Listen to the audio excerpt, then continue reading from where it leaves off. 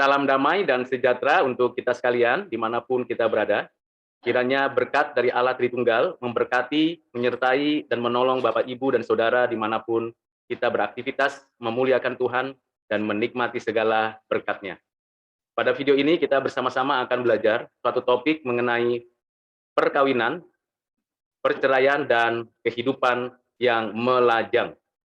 Mari kita bersama-sama mendengarkan dan merenungkan firman Tuhan yang akan kita baca dari Injil Matius pasal 19 ayat 1 sampai dengan 12. Demikianlah firman Tuhan. Setelah Yesus selesai dengan pengajarannya itu, berangkatlah ia dari Galilea dan tiba di daerah Yudea yang di seberang sungai Yordan. Orang banyak berbondong-bondong mengikuti dia dan ia pun menyembuhkan mereka di sana. Maka datanglah orang-orang Farisi kepadanya untuk mencobai dia. Mereka bertanya, apakah diperbolehkan orang menceraikan istrinya dengan alasan apa saja? Jawab Yesus, tidakkah kamu baca bahwa Ia yang menciptakan manusia sejak semula menjadikan mereka laki-laki dan perempuan? Dan firman-Nya, sebab itu laki-laki akan meninggalkan ayah dan ibunya dan bersatu dengan istrinya, sehingga keduanya itu menjadi satu daging. Demikianlah mereka bukan lagi dua, melainkan satu. Karena itu, apa yang telah dipersatukan Allah tidak boleh diceraikan manusia. Kata mereka kepadanya, jika demikian, apakah sebabnya Musa memerintahkan untuk memberikan surat cerai jika orang menceraikan istrinya? Kata Yesus kepada mereka, karena ketegaran hatimu, Musa mengizinkan kamu menceraikan istrimu, tetapi sejak semula tidaklah demikian. Tetapi aku berkata kepadamu, barang siapa menceraikan istrinya kecuali karena zina, lalu kawin dengan perempuan lain, ia berbuat zina. Murid-murid itu berkata kepadanya, jika demikian halnya hubungan antara suami dan istri lebih baik jangan kawin. Akan tetapi ia berkata kepada mereka, tidak semua orang dapat mengerti perkataan itu, hanya mereka yang dikaruniai saja. Ada orang yang tidak dapat kawin karena ia memang lahir demikian dari rahim ibunya. Dan ada orang yang dijadikan demikian oleh orang lain. Dan ada orang yang membuat dirinya demikian karena kemauannya sendiri, oleh karena kerajaan surga. Siapa yang dapat mengerti, hendaklah ia mengerti. Demikian pembacaan firman Tuhan. Yang berbahagia ialah kita yang mendengarnya, menyimpannya di dalam hati kita, dan melakukannya. Mari kita sebelum merenungkan bersama, kita berdoa memohon hikmat pertolongan dari Allah kita.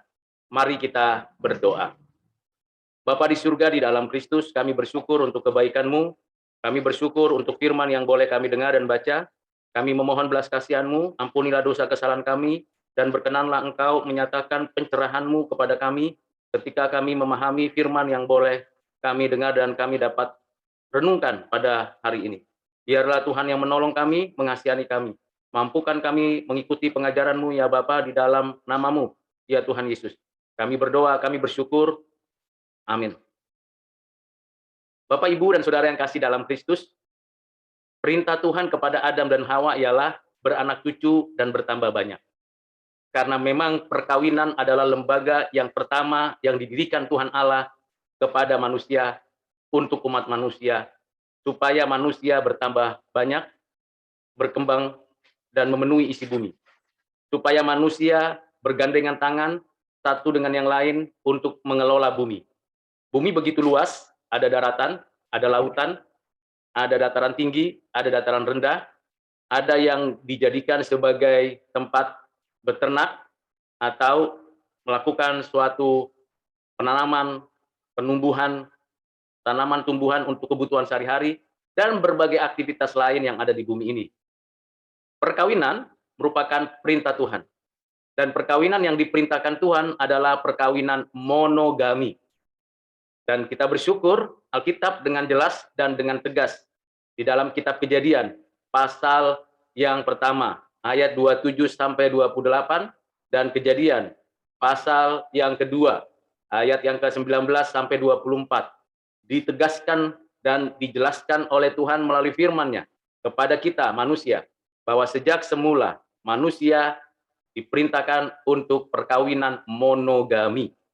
Tetapi setelah manusia jatuh dalam dosa, manusia dengan kekuatan dan kemauannya sendiri merasa pantas untuk menafsir ulang apa yang diperintahkan Tuhan dengan caranya, dengan kemauannya. Lalu dengan alasan untuk makin memperluas wilayah tempat tinggal dan makin memperbanyak orang-orang keturunan-keturunan yang ada di dalam lingkungannya, dan tuntutan sebagai seorang penguasa atau sebagai orang yang memiliki properti yang cukup, maka dilakukanlah suatu penyimpangan yang di hadapan Tuhan itu tidak diperkenan, yaitu perkawinan poligami. Alkitab melarang dengan tegas perkawinan poligami. Alkitab tidak mengendaki manusia melakukan perkawinan poligami. Mengapa? Karena pertama, dasarnya Tuhan menciptakan Adam dan Hawa. Tidak ada Hawa yang lain. Dan juga yang kedua, karena melalui satu perempuan yang menjadi istri seorang laki-laki, maka seorang perempuan dapat melahirkan banyak anak seturut dengan rancangan dan kehendak Tuhan. Nah, ini hal yang penting dan yang perlu dipikirkan. Tetapi karena manusia sudah jatuh dalam dosa, manusia punya keinginan untuk kepentingan dirinya, kepentingan kekuasaan, kepentingan hawa nafsu kedagingannya, kepentingan yang lain-lain yang ada pada dirinya, menyebabkan manusia, terutama laki-laki, untuk melakukan perkawinan poligami. Dan itu pelanggaran hukum Tuhan. Di pihak lain, setelah manusia melakukan poligami dan bertambah banyak, tentu sebelumnya ada perkawinan di dalam keluarga Adam, ada perkawinan dalam keluarga Nuh, dan ada perkawinan dalam keluarga Abraham, tetapi kenyataannya setelah bertambah banyak dan banyak keturunan-keturunannya, maka Tuhan menyatakan perkawinan antar anggota keluarga yang seayah atau yang seibu tidak diperbolehkan, karena itu disebut incest. Dan tentunya ini berguna untuk sebuah penataan pengaturan sistem kekerabatan dalam kehidupan umat manusia. Tetapi hal lain yang dilakukan manusia yang berdosa di hadapan Tuhan Allah adalah melakukan perkawinan perempuan dengan banyak laki-laki yang disebut poliandri. Dan itu ada di beberapa etnis di belahan bumi ini, di timur atau mungkin di barat. Kita mengetahui banyak informasi, data, dan fakta tentang perkawinan poliandri ini, di mana satu perempuan akan disebut perempuan yang berbahagia menurut kebiasaan, menurut adat, menurut kepercayaan mereka, kalau dia mempunyai banyak suami. Dan ini adalah bukti bahwa manusia sudah makin jauh dari hadapan Tuhan, melakukan pelanggaran di hadapan Tuhan. Dengan alasan kepercayaan, adat, kebiasaan, budaya, menapiskan, meminggirkan, meniadakan pengajaran yang di Tuhan nyatakan kepada Adam dan Hawa dan kepada seluruh umat manusia, untuk manusia melakukan perkawinan hanya monogami. Hal ini penting dan perlu untuk kita pahami dan kita mengerti dengan baik. Bapak, Ibu, dan Saudara yang kasih dalam Kristus, kenyataannya tidaklah semudah yang kita pikirkan. Mengapa demikian? Karena memang perkawinan itu merupakan bagian dari kehidupan manusia. Dan tidak cukup hanya penyimpangan-penyimpangan yang dilakukan manusia itu saja, tetapi ada problem di dalam perkawinan tersebut. Bukan hanya problem hubungan manusia dengan alam, dengan pekerjaan-pekerjaan yang harus dilakukan, sehingga harus berjerih lelah, baik suami maupun istri, di dalam menghidupi anak-anaknya, di dalam membimbing anak-anaknya, juga hubungan antar suami istri, hubungan orang tua dan anak itu perlu dikelola di dalam kasih dan kebenaran Allah. Karena keberdosaan manusia dan karena keinginan keegoisan manusia, maka terjadilah perceraian. Dan ini tidak dikehendaki Tuhan. Perkawinan poligami, perkawinan poliandri, perceraian itu tidak dikehendaki Tuhan. Karena perceraian berarti memisahkan, berarti melakukan suatu tindakan melawan kehendak Tuhan. Karena yang sudah dipersatukan tidak boleh dipisahkan kecuali kematian atau memang salah satu pasangan melakukan perzinahan. Dan kalau salah satu pasangan melakukan perzinahan, benar-benar terjadi sebuah hubungan yang tidak berkenan di hati Tuhan, maka pasangan yang berzina sesungguhnya telah melakukan tindakan bunuh diri atau kematian.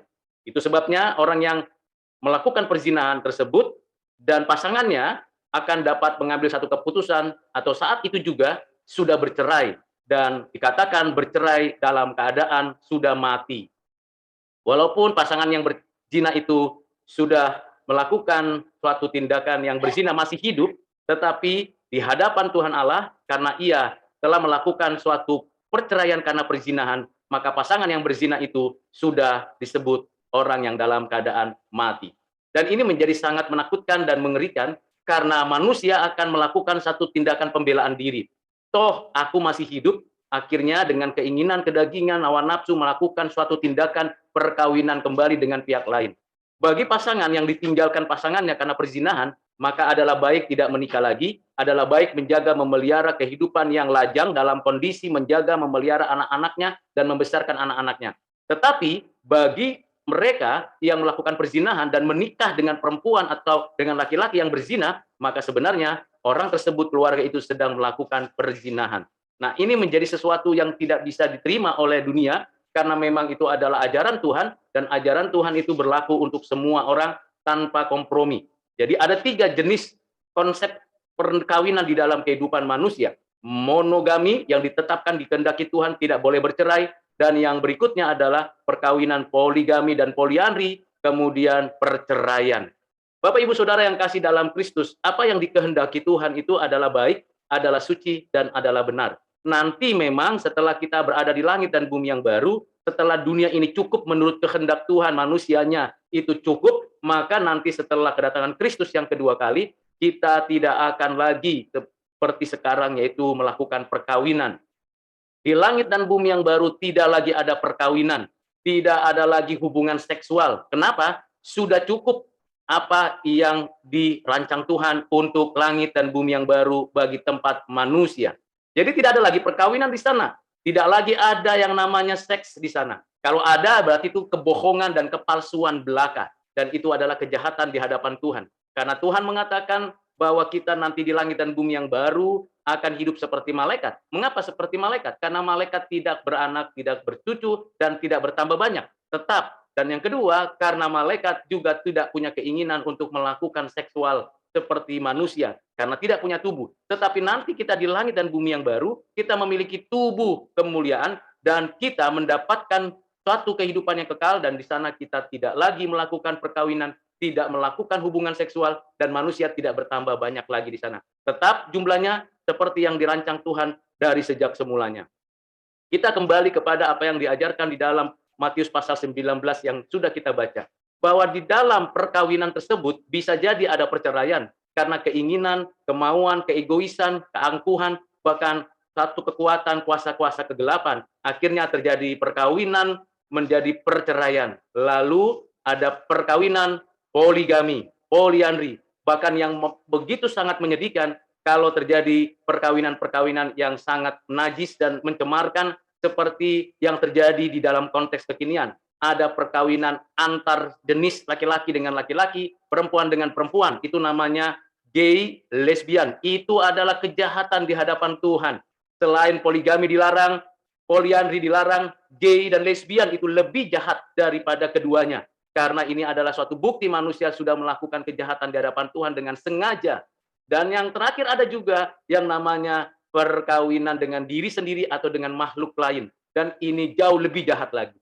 Jadi Bapak, Ibu, dan Saudara yang kekasih di dalam Kristus, makin dekat harinya kedatangan Tuhan, makin banyak rupa-rupa kejahatan yang dilakukan manusia melalui perkawinan. Mari Bapak, Ibu, Saudara yang melakukan dan melaksanakan perkawinan dan hidup berkeluarga yang monogami, pertahankan, ajarkan, sampaikan itu kepada keluarga kita, anak keturunan kita, supaya mereka menikah dengan prinsip Alkitab, yaitu monogami. Yang berikutnya adalah hal yang perlu kita renungkan dan pikirkan adalah perkawinan itu suci, sehingga perkawinan itu harus dijaga kesuciannya, baik antar suami dan istri, orang tua dan anak, dan satu keluarga. Karena itu, bagaimana kita membangun sebuah hubungan yang suci, yang kudus, yang baik, yang benar di dalam perkawinan? Hal yang pertama, cari temukan jodohmu dengan satu prinsip, seiman. Ini penting. Yang seiman berarti orang-orang yang dinikahi oleh pasangannya atau oleh laki-laki atau oleh perempuan, satu laki-laki dan satu perempuan yang mau menikah, maka harus seiman. Imannya kepada siapa? Kepada Allah, Bapa, Anak, Roh Kudus. Kalau tidak seiman, itu namanya pasangan yang tidak sepadan. Seiman bukan berarti harus sama gedung gerejanya, harus sama lembaga gerejanya, tidak demikian. Yang pasti core belief-nya, inti imannya sama, yaitu menyembah Allah, Bapa, Anak, Roh Kudus. Itu yang namanya seiman. Mari Bapak, Ibu, dan Saudara ajarkan dan beritahu kepada keturunan kita bahwa anak-anak kita harus menikah dengan pernikahan monogami yang seiman. Kalau beda denominasi, beda etnis, beda suku, beda bangsa, beda ras, itu tidak apa-apa. Bahkan itu bagus karena akan cepat bertambah banyak manusia. Bagaimana supaya pasangan anak-anak kita, keturunan kita seiman? Yang pertama, perlu diajarkan bahwa keselamatan hanya ada di dalam Yesus Kristus, Tuhan Juru Selamat dan Penebus. Di luar Kristus tidak ada keselamatan. Yang kedua, keselamatan itu anugerah yang diberikan Allah bukan karena amal baik dan jasa kita. Yang ketiga, bahwa kebenaran Alkitab adalah kebenaran yang datangnya dari Allah, firman Allah satu-satunya. Dan tentunya yang terakhir, bahwa di dalam perkawinan yang kudus, yang seiman, berarti pasangan suami istri itu betul-betul memegang teguh hidup yang kudus, tidak melakukan suatu tindakan perzinahan dan perceraian. Bapak, Ibu, dan Saudara yang kekasih di dalam Kristus, ada lagi memang orang-orang yang secara khusus tidak menikah. Nah, ini Tuhan Yesus memberikan 3 bagian, 3 kelompok. Yang pertama adalah orang itu tidak menikah karena memang keadaan daripada tubuhnya itu tidak memungkinkan dia menikah. Bisa jadi, maaf saya katakan, kondisi fisiknya, mentalnya itu tidak pantas dan tidak baik untuk menikah. Maka itu boleh. Yang kedua, karena memang ada kekuatan politik, kekuatan yang bersifat militan yang membuat orang tersebut akhirnya tidak bisa menikah. Karena ya anggota-anggota tubuhnya yang khusus untuk produksi dan reproduksi itu tidak ada lagi atau tidak berfungsi lagi. Maka orang tersebut boleh tidak menikah. Dan yang ketiga adalah orang tersebut tidak menikah karena memang Tuhan memanggilnya secara khusus menjadi hamba-hamba Tuhan, misionari-misionari yang melayani Tuhan sepenuh hati dan tidak mau terganggu hidupnya dengan keluarga atau perkawinan. Dia fokus untuk melayani. Untuk bagian yang ketiga ini tidak menikah karena perkawinan itu dianggapnya atau dia tidak punya beban untuk perkawinan dan spesial dia punya karunia untuk tidak menikah, itu semuanya karena anugerah Tuhan. Tidak bisa kita yang merancang. Tidak bisa kita karena kemauan kita. Tuhan akan menguji orang-orang yang memang tidak menikah karena mau dalam pekerjaan Tuhan. Banyak ujian yang Tuhan berikan kepada orang-orang tersebut yang spesial untuk menjadi hamba-hamba Tuhan, yang melayani melalui gerejanya, yang melayani melalui para misionari dan sebagainya.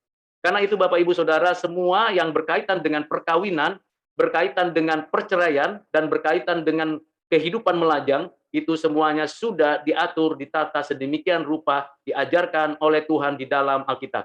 Dan kita bersyukur untuk pengajaran ini. Kiranya Bapak, Ibu, dan Saudara dapat menerapkan dan memahami pengajaran ini dan menggumuli pengajaran ini dengan baik. Pertama, perkawinan itu adalah lembaga yang didirikan Tuhan yang suci, yang kudus. Hiduplah kudus, hiduplah suci untuk menyatakan keagungan Tuhan. Yang kedua, Tuhan mengendaki perkawinan monogami dan tidak ada perceraian dan harus diterapkan di dalam setiap generasi. Ketiga, perkawinan yang suci, yang kudus itu harus seiman. Laki-laki dan perempuan harus benar-benar hidup dalam iman yang benar. Bukan menikah dengan orang kafir, bukan menikah dengan para pagan, bukan menikah dengan keyakinan-keyakinan orang-orang yang berbeda. Harus orang yang seiman. Yang keempat, ajarkanlah prinsip pernikahan yang baik, prinsip perkawinan yang suci di dalam kehidupan orang-orang percaya. Kiranya pengajaran pembelajaran ini menolong Bapak, Ibu, dan Saudara untuk menerapkannya, melakukannya dengan baik dan benar. Tuhan Yesus memberkati kita sekalian. Amin. Mari kita berdoa. Terima kasih Bapak untuk pengajaran pada video ini. Terima kasih Tuhan untuk pertolongan-Mu. Terima kasih Tuhan untuk kemampuan yang Kau berikan untuk kami melaksanakan kehendak-Mu, melaksanakan perkawinan monogami yang seiman, dan betul-betul menjalankan hidup yang suci di dalam perkawinan kami, agar sungguh-sungguh kami melakukannya dengan baik dan benar sesuai dengan kehendak-Mu. Terpujilah Tuhan, di dalam nama-Mu Tuhan Yesus kami berdoa dan kami mengucap syukur. Amin.